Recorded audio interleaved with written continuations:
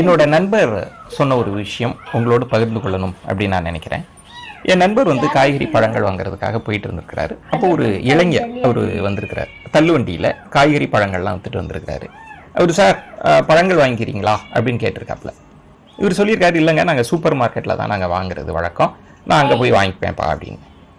இந்த இளைஞர் சொன்னாரா, என்கிட்ட வாங்கலேன் சார், என்கிட்ட வாங்கினீங்கன்னா ஒரு 6 விஷயம் உங்களுக்கு நன்மை கிடைக்கும் சார் அப்படின்னு.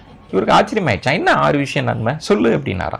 ஒன்றும் இல்லை சார், இப்போ நீங்கள் அங்கே போய் வாங்கினீங்கன்னா ஜிஎஸ்டி உண்டு, இங்கே ஜிஎஸ்டிலாம் கிடையாது. ஸோ இப்போ 100 ரூபாய்க்கு பொருள் வாங்கினீங்கன்னா 6 ரூபாய் லாபம் சார் அப்படின்னா. ஓ, இன்ட்ரெஸ்டிங்காக இருக்கே அப்படின்னு. அடுத்த நன்மை என்னப்பா அப்படின்னு. வேற ஒன்றும் இல்லை சார், இப்போ இதுக்குன்னு நீங்கள் மெனக்கெட்டு கடைக்கு போகணும், காரில் போகணும், பைக்கில் போகணும், பெட்ரோல் போடணும், அங்கே பார்க்கிங் இல்லைன்னா அதுக்கு சார்ஜு, இதெல்லாம் இருக்குல்ல சார், உங்கள் நேரம் இதெல்லாம் வீணாகுதுல்ல, அது எதுவுமே கிடையாது சார், நாங்கள் உங்கள் வீட்டிலே கொடுக்குறோம்ல சார் அப்படின்னு. ஓகே, 2வது நன்மை. 3வது நன்மை என்னப்பா அப்படின்னு. சார் இன்னொன்று சொல்கிறேன்,